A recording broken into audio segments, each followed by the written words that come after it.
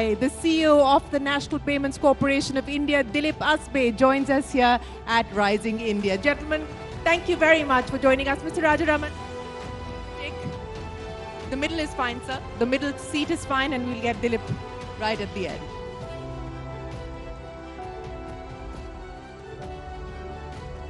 Thank you very much to all of you for joining us here today. Mr. Rajaraman, let me start by asking you, because the growth of digital India is incumbent on the digital highway and the digital infrastructure, which the Department of Telecommunications that you lead is responsible for. So let me start by asking you about where things currently stand now as far as the National Broadband Mission is concerned, as well as Bharatnet. Ladies and gentlemen, for those of you who may not be aware, Bharatnet is essentially the plan to connect India's villages with high-speed broadband connectivity. So I want to start by asking you for an update on where things currently stand. What are the latest milestones on that front? So, it's a pleasure being here in this very diverse audience. So the task before us is to actually enable every citizen of this country to access broadband. That is the ultimate goal that the Honorable Prime Minister set for all of us. So this journey of laying out optic fibers to the rural heartlands, I think, is a very onerous task, given that we have very diverse territories which are remote, mountainous, etc. So the target that was before us was nearly 2.5 lakh gram panchayats. Out of that, construction is going on in all the 2.2, and the 1.9 lakh gram panchayats have already been wired up with the optic fiber. So in October, we took the decision of actually commencing the monetization. At the end of the day, I think they must be put to use. So we have come out with a commercial plan, which is not, which is partly subsidized, in the sense that we give the box for free. And we also provide bandwidth at a reasonable cost. And today we have reached, in the last 4-5 months, we have reached about 2.5 lakh households. They are wired up with fiber connections. And we couldn't believe that the per household consumption has reached nearly about 160 GB per month, which is amazing, I think. So therefore, there is a huge pent-up demand out there, and I'm sure that the way we are going to expand now will actually satisfy that requirement for information and the connectivity to the world, I think. So I believe that Bharatnet has a great opportunity to actually be a complement to the mobile networks. While 5G gets rolled out, the mobility aspect of connectivity will get addressed. But I guess there is also a parallel requirement for connectivity at the households, where penetration may be inadequate. Yeah. So people have requirement for online education, for businesses within the households, and perhaps even doing online businesses, e-commerce and so on and so forth. So they will require a complement between the mobile and the fiber, and we believe that this is a great opportunity that we have before us. You talked about the opportunity, and you also talked about how many households you've managed to connect so far. But you also alluded there to monetization. But there was a lot of chatter about the fact that monetization had actually been derailed, that there wasn't that much public-private, there wasn't that much private interest in wanting to partner with the public. So are you saying that that's not the case? Is there private sector interest? No, it's a very good question. See, incidentally, fixed line networks, optic fiber networks, are very expensive to maintain, especially because we have a huge construction work going across the country. We have a huge number of programs. India is forever under construction. Yes. So therefore, cuts, every fiber network suffers nearly about 4 cuts per 1,000 kilometers per month. So the cost of maintaining an fiber optic network is very onerous. So therefore, and coupled with that, we have a low, expected revenue base in the rural areas. So it's a very hard market, unlike the urban areas. So therefore, the private sector perception of this particular value of this particular network is a little low. I think we can well understand that. Therefore, I think we have decided to go forward with the public sector model, wherein BSNL will maintain it, run it, and then monetize the last mile. So we are not monetizing the whole network, but the last mile, where from the village point, I think they will take it to the households and maintain it and service the customer. And that's worked well, I think. I'll come to BSNL and the revival package that the government announced for BSNL in a second, but let me get Mr. Subramaniam into the conversation as well. Mr. Subramaniam, as part of the India at 75 vision, Niti Aayog had put together a strategy document, a strategy paper on the use of digital technologies, the use of digital innovation. As things currently stand, beyond Ayushman Bharat, beyond health and financial inclusion, where do you believe the next bed of innovation will lie, especially in the context of the development state that the Niti Aayog is pushing for? Before I answer that, I'd like to actually take you back. What's the importance of digital public infrastructure? I think that's very, very important to understand. You see, I think the digital space grew in an area of benign neglect. Governments around the world allowed them to grow because I think that was required very early on. One didn't understand how these digital technologies would grow and how they would pan out in the long run. But over now, the last 20 years, people have actually realized that there are a lot of externalities that come out of this. There are network externalities, and actually a few firms can actually dominate the entire digital space. And that's where I think the digital public infrastructure concept becomes very, very important. I mean, it's very related to what we call technology commons. And commons are a public good. So there is a fundamental question. Is the digital architecture through which the world today, and certainly the world of the future, is going to be run by a few monopolies or oligopolies, or is it going to be left common on which a lot of innovation, technology, entrepreneurship can drive? And I think that's where India is a leader in 3 areas, and in the thought itself, in content, and most importantly in rollout. I mean, we have been rolling out it in billions. And therefore, you have so many examples of digital public infrastructure in India. And you've got the UPI, you've got Aadhaar, you've got the account aggregator stack, you've got CoWIN, you've got the agri stack coming up, you've got the logistics stack which is coming up, there's a labor stack in the pipeline. So NITI plays an interesting role. I mean, the role of NITI is, as a think tank of the government, its job is to ideate, incubate, and then transfer, the IIT of the government. So as the IIT of the government, I think it's done it successfully. It pushed digital payments.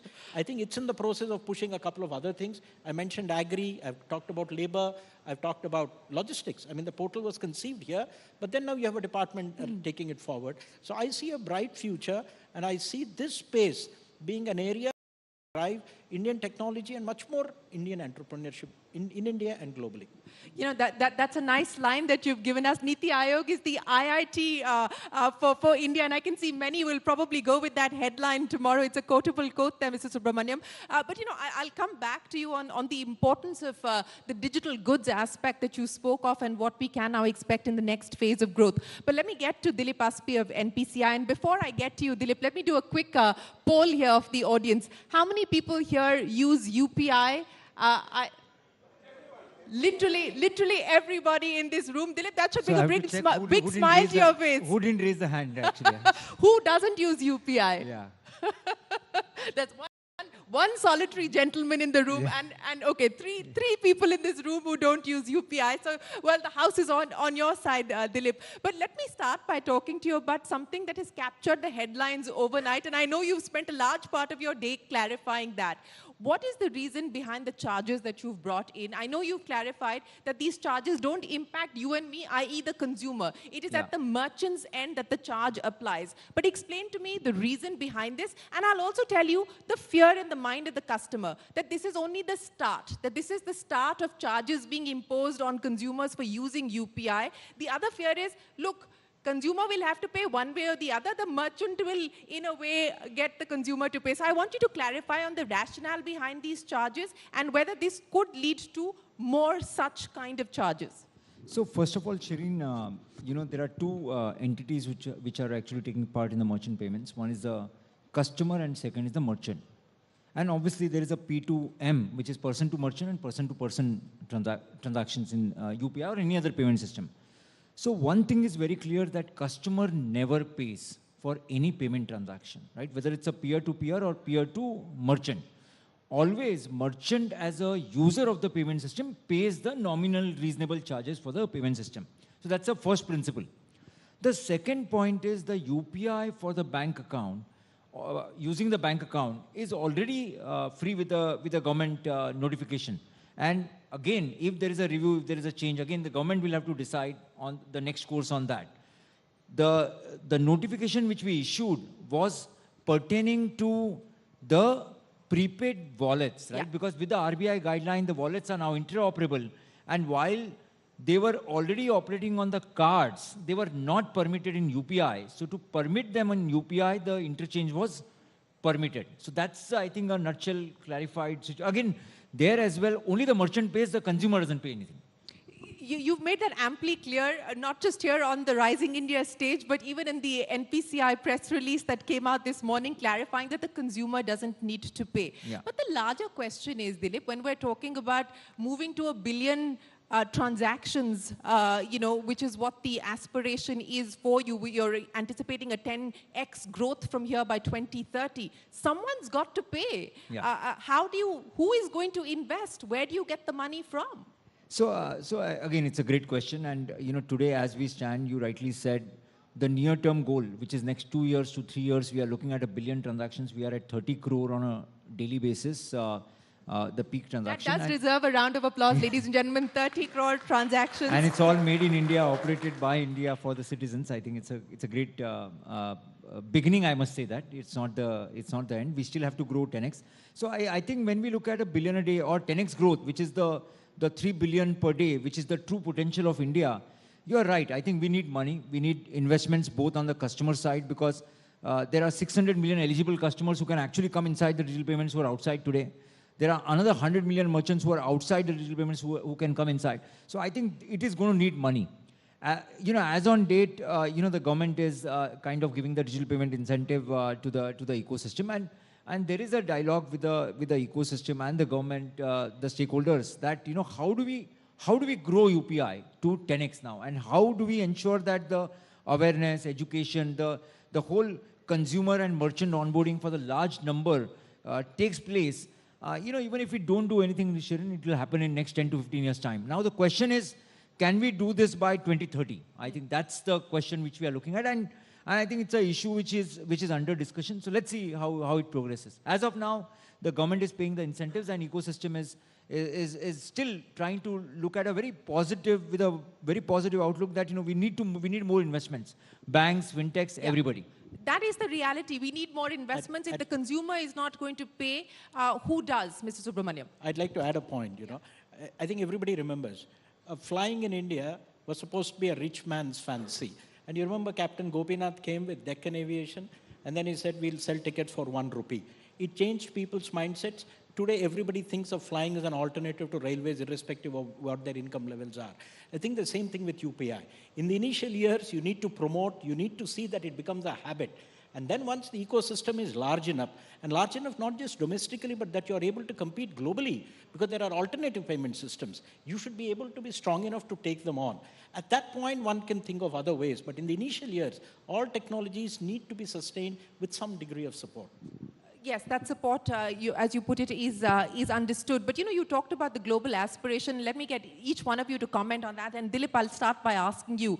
The plans to globalize UPI, an initial beginning has been made with the pact that's been struck with Singapore and India. I know that you believe that this could be the model, this could be the template for what we could do with other countries. What's the appetite? You are going to be speaking. Dilip is on his way to the G20 Sherpa meeting in Kumarakom. He's going to be speaking there. This is one of the priorities that the Indian government has set out as part of the G20 presidency. I mean, how quickly do you believe UPI can truly globalize? So, Shireen, the Prime Minister's vision and again the government, RBI, all are working towards the way India is self-sufficient on the payments for the domestically. I think next 10 to 20 years time, a long vision is to be self-sufficient on the cross-border pipes as well. And it's a time-consuming process, but the beginning has been made with the Singapore-India corridor. I think in 30 seconds, one country's bank account can be debited and another country's bank account can be credited with all forex conversions, the compliances, the checks, AML, all CFT. I think the Singapore model has given that confidence to the world, in my assessment, that in 30 seconds, two bank accounts in 2 different countries can transact. I think this is just a beginning, and the RBI, the MEA, the government is also helping us to reach out to the other central banks and their agencies to create this cross-border pipes. It's a long journey, but I think everybody is committed to make this happen. We'll have to look at an investment approach, right? Because the transaction will take longer time to pick up to the level what you're looking at. But I think the outlook is outstanding. $100 billion remittance we get on a yearly basis, Plus, we have a huge travel now outbound from India. So I think it's a great story. We'll have to keep doing this. So in the next 5 years, what would you believe we could, where could we be as far as globalization is concerned? So I think, it may not be a very wrong to say that, at least a few countries utilizing the India's payment stack, right? Prime Minister said that India's public good can be the public good of the world. Similarly, having the cross-border pipes with at least 15 top countries out of 30 to have the self-sufficient cross-border pipes to process remittances and payments. Well, and that's a vision we are looking at. Well, it's not going to be an easy road, as you know. Absolutely. But that is the vision, and it's an aspirational vision. Is that, Mr. Rajaraman? Speaking of aspirational visions and targets, the 5G rollout. I was speaking with the global CEO of Ericsson, and he said that what India has been able to do as far as the 5G rollout is concerned so far is probably the fastest 5G rollout in the world. And by the end of 2023 or by March of 2024, between both Jio and Bharti, we should see nationwide coverage as far as 5G is concerned. You've already been tasked with rolling out 6G. I mean, when are we realistically talking about that? It's a good question, because if you look at our story, starting from 2G, I think the country was essentially a consumer of technology, I think, for 2G, 3G, and a best part of 4G. So that was very unfortunate. I think though we had the capabilities, we look at the history. We had an organization called CDOT. We have an organization. CDOT's contribution to the construction of building digital exchanges in those days, in the 90s, is phenomenal. I think the way it was able to replace international options was phenomenal. But somewhere in between, I think they lost the opportunity to innovate. So not only CDOT, but the entire ecosystem. But the last several years, I would say 7-8 years, I think the confidence has returned to the local domestic industry. Because essentially, it is not about building technology. Building technology has to come along with market access. If we don't promote our own products, who else will? So therefore, I think that is the confidence that the industry has got today. So therefore, I would say the last several years, I think, let me also say that while we are talking about mobile technologies, India is a world leader in optical communication technology. Some of our companies are exporting to nearly about 40 countries. There are fiber networks, the optical communication networks, and so on and so forth, routers, and so on and so forth. So it is in mobile, I think, probably somewhere we lost in between. So the last several years, I think now we have built a 4G core, put it to the strictest standards of tests, and now we are there, I think. So, and CDOT has also rolled out a 5G NSA core. And by end of this year, they are going to roll out a 5G SA core. And it's not only about CDOT. I think we have companies like TCS, Jio, all of them have made contributions. They are all now enthused enough to say that, okay, we are also going to join the bandwagon. And let me say that the 5G rollout itself, Jio stack also contains their own, equipment. So this is something which we are very proud of, incredibly proud of, and we need to support it. So how do we support it? That's the question. That's a fundamental question. So one is providing market access. The other is we need to fund the R&D. If you look at the world majors, they all have spent tens of billions of dollars every year in research. So our research by far has been very, very low. So for the first time, I think we have now a formal system. We have a telecom technology development fund. We are funding startups. So I think this needs to grow to scale. I think it's not as if government has not been funding, but focused funding on a particular technology where we have been largely consumers of technology is the focus. So I think a combination of market access and investment in R&D will get you there. I think. And we are very confident because now we have stacks which can compete with the best in the world. And I think maybe the end of this year, we will see substantial global traction as well. I think, and that's been a legacy issue, the lack of investment in R&D, public as well as private, and that has been something that we need to correct. But, since we're talking about 5G, I'm going to do another quick poll here of our guests. How many people have already switched to 5G? Well, that's not bad. That's about 30% of the room has perhaps moved over to 5G. But Mr.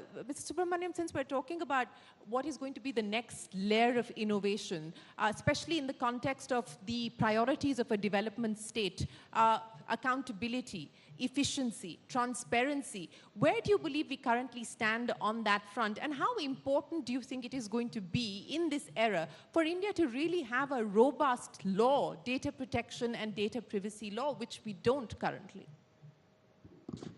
I think on the data protection law, you've seen the statements of the minister. I think the act is in the final stages. I think probably in the monsoon session, you'll have the act coming up. They've had public consultations. I think it's a forward-looking act, and I think the concerns of industry as well as stakeholders have been taken on board. So I think that's something that's going to be coming up. I think the biggest thing they're going to keep in mind that India is a great provider of digital technologies and software around the world, and so we shouldn't harm that either. So I think as one reads it and one is privy to some of the discussions that are going on, we will have a forward-leaning data protection law, which will also ensure that our existing businesses which are there in the country, and India is a major services producer, both domestically and internationally, that without that being heard, adequate data protection is there for the individual. Coming back to the other question, where do you see the development trajectory going, etc.? I will limit myself again to digital public infrastructure. I think this is one area where India is actually playing the role of a disruptor globally. And I think that's very important. We could have flown along with the tide and then done what everybody else is doing. I think it's very interesting that India is actually poking its nose, creating waves, breaking up existing patterns, creating new architectures, which is allowing our own firms to piggyback on that public architecture and come up with new solutions, new technologies, new applications. Give me examples of this poking nose disruption that you speak of. It's very clear. I mean, I will begin one by one. Look at Aadhaar, the identity. I mean, the day is not far away when we're going to sell Aadhaar as an identity globally. I mean, it is quite possible to do that. We already have, I think, about 7 to 8 crore people outside India who use digital identities using our work. So I think this is going to, and instead of having 200 passwords, I mean, this could be a digital identity. Estonia is probably selling digital identity globally, but they're in a couple of million. Look at our size and scale, and we have proved that it works. Look at what UPI is doing. I mean, I'm actually a bit more ambitious than NSPCL in the sense that when I'm not going to look at it as something which is just cross-border, 30 countries or 15 countries. I foresee this as a major challenge to what existing financial transaction systems globally are. This is going to be a threat to SWIFT. This is going to be a threat to other payment systems around the world. I mean, it's not impossible that 15, 20 years down the road, the UPI model becomes the basic payment model around the world within countries for their own internal financial transactions.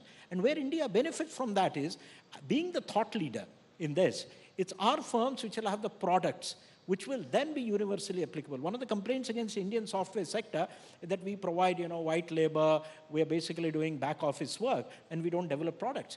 The advantage of this, and the third one, the account aggregator framework, which RBI has developed. In a way, that is piggybacking on UPI and the digital payment system where you're going to have fintech firms which are going to lend to people, not on assets, but on cash flows. I mean, that's a fundamental shift. I mean, a thelawala on a road doesn't have assets, but he has cash flows, and you can actually lend to people on cash flows. Once you've established that principle, think of how it will explode globally.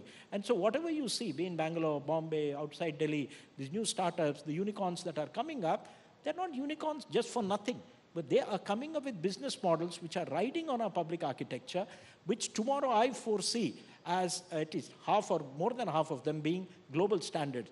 And building on what NSPC UPI is doing, what India should be doing is, after having established the proof of concept on scale in India, we need to set global standards. And the day that happens, you will see that Indian standards means more Indian created stuff, be it products or technologies spreading around the world. I think that's the game of the future. Are we going to get into standard making? And I think we are on the way, and that's where the G20 will help. Well, Dilip Asbe, are you ready for this challenge that Mr. Subramaniam has thrown your way? Replace SWIFT in the next 20 years? No, okay. Look, I think what we are looking at, more innovation, as you and Sir was talking about. I think we still have huge amount of innovation to be made by our companies. While the public platform is run, the private players has to innovate, right? I'm saying, so whether you look at offline payments, whether you look at recurring, there is still a huge growth, right? RBI has recently launched the digital currency again. So I think today we are standing at 13% cash to GDP ratio, right? If we want to call ourselves a developed countries in next 20 years' time, I think we should be in a higher single digit at least, if not lower. So I believe that there is a lot more to be done in my assessment. You've said that it is a journey and it's a long distance covered, but a long distance to go as well. But, Mr. Rajaraman, let's address the issue since we're talking about globalization and we're talking about India leading innovation. Through the PLI scheme, the government has tried to bring in manufacturing in India, including in the telecom sector. There's also part of that is to try and create domestic champions.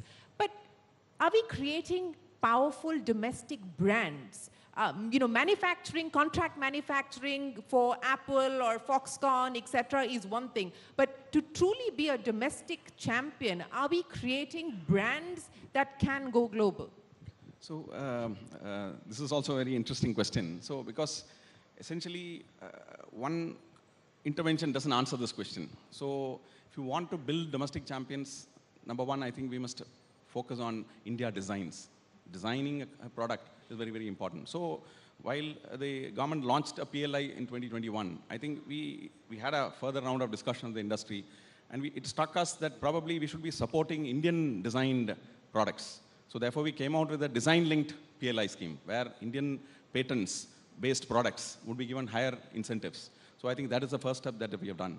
Second thing, we have set up a telecom development fund, technology development fund, because essentially designs require a lot of investment in R&D. So that also is something which needs to be done. So therefore, at the end of the day, unless we support products which are based on local designs, which means that Indian companies must invest in R&D, I think then India's presence in the global space would be rather restricted. So therefore, our exercise has been to answer this question in different ways, I think. And third, of course, is market access, about which I've already talked, I think. Mr. Subramaniam, let's address this issue because I think come February, which is the time that the union budget is presented, everyone in the corporate sector says there should be more incentives given to corporate India for R&D investments. And this has been a long-standing demand. There have been many changes. In fact, there's been a rollback of the incentives that the government was providing. But if India truly has to lead when we talk about innovation, especially digital technologies, what do you believe the government can do to facilitate or spur private investment in R&D? I was just recently reading a paper, and they identified 44 critical technologies which are critical both for security as well as for industry, as well for leadership. And of course, the big worry there was China is dominant in about 35 of them. They're number one, not United States. But the more interesting thing is that in about 30 of them, India is in the top 5. So, I mean, let's not be sad about what Indian R&D is doing. There is a lot of good R&D going on in India. But the fact of the matter is, are we getting into products and are we getting into brands? And I think the point you said there was earlier. I'll combine the two and answer. Number one, I think there is a development life cycle even in industry. You first need to get into manufacturing. I mean, a lot of manufacturing has got hollowed out in India. I mean, in his own sector, Indian telephone industries was the first public sector. And then we started importing a lot of stuff. So I think we're getting back onto the rails. So let's get into mass manufacturing first. That's what China did. But just wait, in 4-5 years, from mass manufacturing, China has now brands. And there are brands everywhere. So I foresee the large-scale production that is there in PLIs gradually transforming into brands, because at some point the company who's actually doing manufacturing for a third party is going to think, why can't I make my own brand? So I think that's what the evolution is. We never supported scale. Let the scale come in. Once the scale comes in, I mean, human innovation will take them to brands. Coming back to R&D, I think issue is not about tax benefits or whatever. I think the primordial urge of industries to survive and grow requires them to invest in R&D. And they are doing it. I mean, look at our automobile sector. And I'm going back to my past position wherever I was. You talk to the two-wheeler industry in India. The two-wheeler industry in India is global, the world-beating, and they're the best. They're not terrified about any two-wheeler from some other country. Go to EVs. In two-wheeler EVs, today India is top gun. Nobody can beat India in two-wheeler EVs in the kind of technology. And it's not that you're making the two-wheeler. It's the inner components, the parts, the touch screens, all of them are now designed in India. There's nobody else who can be there. I think that's where, be it the FAME program, be it the PLIs, as we push more into these areas, I'm quite sure R&D is as important as manufacturing. It will happen in consonance, and you've got departments which are individually supporting R&D. Mr. Rajaraman, you know, since we are talking about manufacturing, let me very quickly get an update from you on the semiconductor plans. Again, a very aspirational, ambitious plan that we put on the table in terms of manufacturing semiconductors here in India. What's the update, sir? We've all been waiting for one. So this is with the Ministry of Electronics and Information Technology. I know, but I know that the government doesn't work in silos anymore. Yes, At least that's what we right. keep hearing. Yes, but then I think the process of calling for proposals are in the final stage of examination. So we expect some decisions probably in a month or two. So at the end of the day, it is a process. So it is just not about announcing a set of initiatives. A lot of initiatives are already happening. Like for instance, we in India have a very strong fabless design capability in Bangalore and many other parts of the country. I think, in fact, most of the multinational companies have their back-end fabless chip design facilities in India. So the R&D headcount is huge. I think, so the capabilities already exist in India, except we need to move to the next stage of fabrication. In fact, that is being overcome by the industry by actually sending it out to other countries. So I wouldn't say it's a disability, but if you go to large-scale manufacturing, well, it is in a sense. So I think maybe in a couple of years from now, I think once this initiative takes off, so there are 2-3 parts to it. One, of course, is to set up the fab facility, for which I think probably the decisions are in a very advanced stage. The other thing is to create the ecosystem that will support it. That's very, very important, because you need the skill sets and you need the supply chain, because both are very critical to the semiconductor industry. A supply chain which is very, very specialized, I think rare gases and specialty chemicals and so on and so forth. So that is something which the government is actually working with, and I think there are a number of producers already in India who are now being kind of coordinated into producing to scale and to the quality that the semiconductor industry requires. And also, the government is also actively working with the industry in actually building the skill sets that are required for manufacturing. So therefore, that requires people with lithography skills, the EDA tools, etc., etc. So I think a number of institutions and number of collaborations are on the job, including design of advanced chipsets, etc. And as far as our department is concerned, we've also launched a sub-mission to look at about 3-4 telecom chipsets, which are crucial to telecom manufacturing, and we'll also be working on them, I think. Okay, well, that's good to know. Dilip Asbe, you're headed to the G20 Sherpa meeting in Kumarakom. You are going to be presenting your story, the UPI story, the NPCI story there tomorrow morning. Why don't you give us a sneak peek on what the story is going to be that you tell the G20 here with us here in the audience? So Shirin, I think we just have been talking about how the UPI can help any other country. We have spent about 12-13 years now building up the digital payment story of India. So why the country has to spend all the time, all the efforts, right? So that's a pitch back to the other countries. Obviously, it's their choice to use or not to use, but we are kind of looking at a knowledge support. We are looking at a software support under the regulator-to-regulator arrangement. We are also giving the source code to the central banks, so that they are self-sufficient and they are not dependent on India for that matter. So these are the kind of things, and obviously, how do we make the cross-border efficient? Because one of the G20 mandates has been improve the access, transparency, the cost, and it has to be real-time, right? So these are the 4 principles of G20 laid down for the cross-border remittances. So again, how do we get more traffic on adhering to these 4 principles? So a lot of work, I think, a lot of discussions are happening, and we believe that hopefully the countries are looking at India as an aspirational story which they can use as their partner to build up their domestic payments. Okay, well, that was a very quick sneak peek on what Dilip is going to be presenting to the G20 Sherpas in Kumarakom tomorrow. I know you have a flight to catch, Dilip. So thank you very, very much. Ladies and gentlemen, a big round of applause to Dilip Asbe, the CEO of NPCI. We wish you the very best of luck as you make your pitch to the G20. Gentlemen, let me come back to the two of you. Mr. Subramanian, let's address the issue of what we can expect next. The Niti Aayog, in fact, has put out a paper saying that digital banks could be the future, that India has a facilitating environment in light of Aadhaar, in light of everything else that we've been able to do with UPI, etc., that digital banks may not necessarily be far away in the future. You see, digital banks is an old idea. I mean, it's at least 20 years old. There are countries which have floated digital banks, but they've just not taken off for a variety of reasons. What you have had is actually computerization of brick and mortar banks, and then your interface with branches has reduced, but banks have not vanished. But now that you see the building blocks are already there, you've got a payment system, you've got an identity system, you've got your presence-less, paperless, cashless, all that happening. Digital banks is just one step away. It's just a question of RBI as a regulator becoming comfortable with the concept, and it's not far away that RBI will also have to accept reality, that this is the way forward. And India is actually best positioned to do that. And once you have digital banks, and of course, there'll be a different regulatory setup for that. It's not a payment system because banking system affects the entire economy. You need some prudential norms to manage that. But once the RBI sets up and recognizes the need for this, understands that technological progress is inevitable. So, and then you recognize that, you set up regulatory system, I think India can be a leader in digital banks.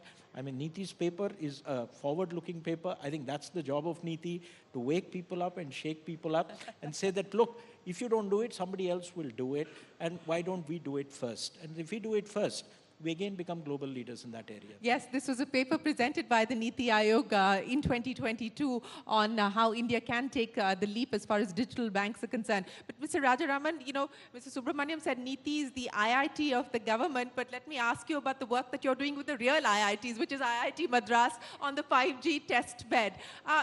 While everyone's talking here about 5G and eventually moving to 6G, where India wants to be the leader as far as the 6G rollout is concerned, but use cases of 5G that are relevant and contextual for India and our aspiration for growth, what do we have as of today? So let me first of all answer the first question on this test bed, I think. So since I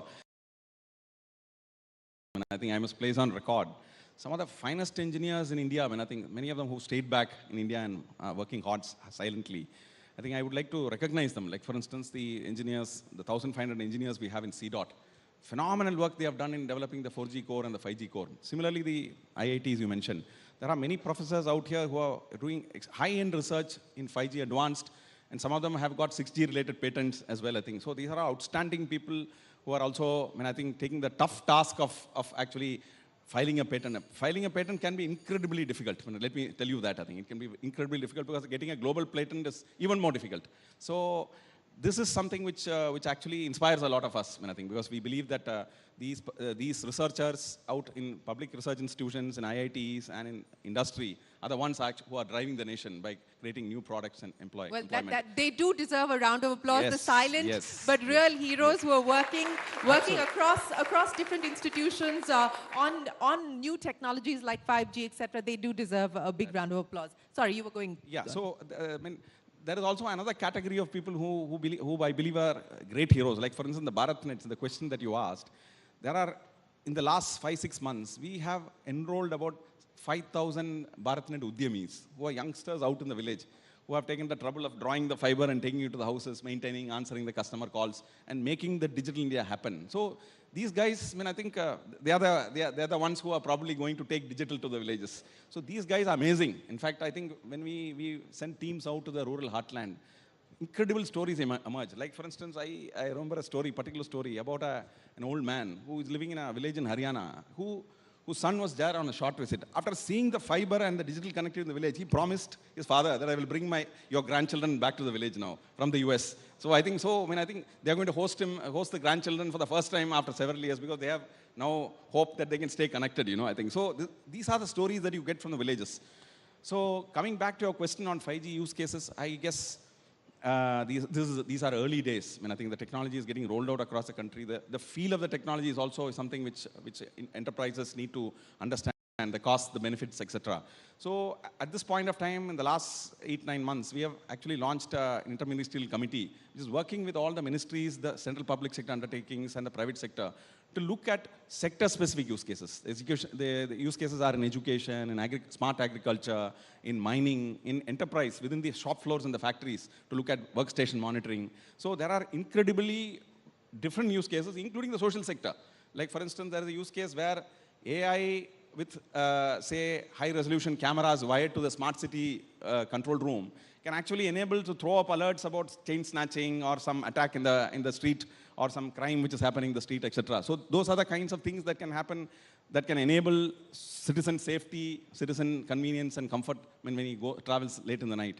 So incredibly different, diverse use cases are emerging, and we are supporting them. Every ministry is now funding them, for instance, funding these use cases, because pilots have to be run to ensure that there is sufficient confidence to invest in replication across the country. So I think this is all happening now. I think you will see a large number of use cases getting rolled out by the end of this year and early next year.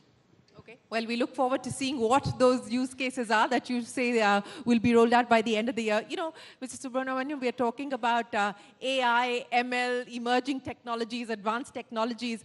This takes me back to a conversation I had many years ago with Sam Pitroda, where he said that while India is talking about technology and adoption of technology, we would have truly arrived when government offices will replace the Nadewali files altogether. How far are we from that? Okay, I must mention this. So when I left my previous office and I took a couple of months off, I wanted to tie some paper and take it back. And I couldn't get a file pad in my office to tie it. So actually the NADA has disappeared. We are actually in government only on e-office. We are on e-file, everything. I mean, I don't spend more than 20 minutes clearing files in a day.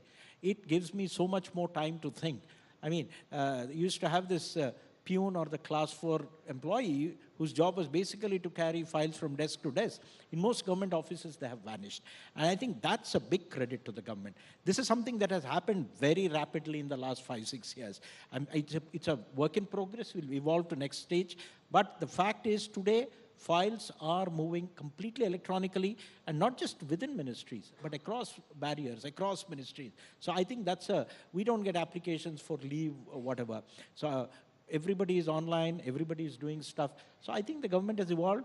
We have a lot more to do. We are not yet into data analytics in a big way. Government throws up a lot of data. So using data for decision making, these are frontier areas.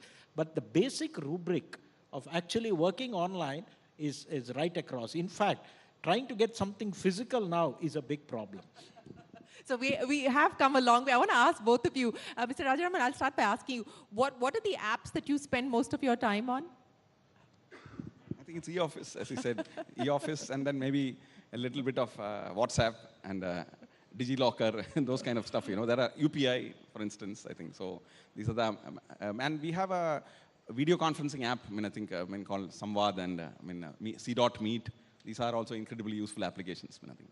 Mr. Subramaniam, what are you on? Pretty similar stuff, and I'm not on streaming services, so I don't have Amazon Prime or whatever. But I must tell you one story, and that's very interesting. I think Asbe has left, but you would find it interesting. A couple of months ago, I was on the beach in Vizag on a morning walk, and I wanted to buy dal muri early in the morning. So I bought, and I asked the lady, and then she's probably semi-literate, maybe class 2, 3 pass. And she said, "Kitna?" And she said, 10 rupees. And then I didn't have much in I had a 100 rupee note. And I pulled it out, and she looked back at me and said, UPI nahi hai aapke paas. And you felt so ashamed, Here is a man, and here is this lady on a beach telling you, don't you have UPI? She didn't even say UPI. Telephone se nahi pay kar sakte hain kya, And, I felt very, very ashamed. I'm not carrying my phone. But, that's evolution. And I think that's the kind of barrier we have crossed. And the day we ride on this 5G and the speed at which it is being rolled out, you will see public switching to it so fast. And the use cases will develop not just inside government, but 10x outside government. Yes, that is the hope and that is the expectation that we will see a lot being built on the 5G networks that are currently being rolled out. Well, gentlemen, it's been an absolute pleasure. Thank you very, very much for joining us here at the Rising India Summit, for giving us a sense of what the government's priorities are when it comes to Digital India. Ladies and gentlemen, a big round of applause for Mr. Subramaniam as well as Mr. Rajaraman. Thank you very much for your time. Big round of applause. Gentlemen, may I just request 2 minutes to, can you please stay back on stage? I just request Shireen to present them mementos at Rising India, please.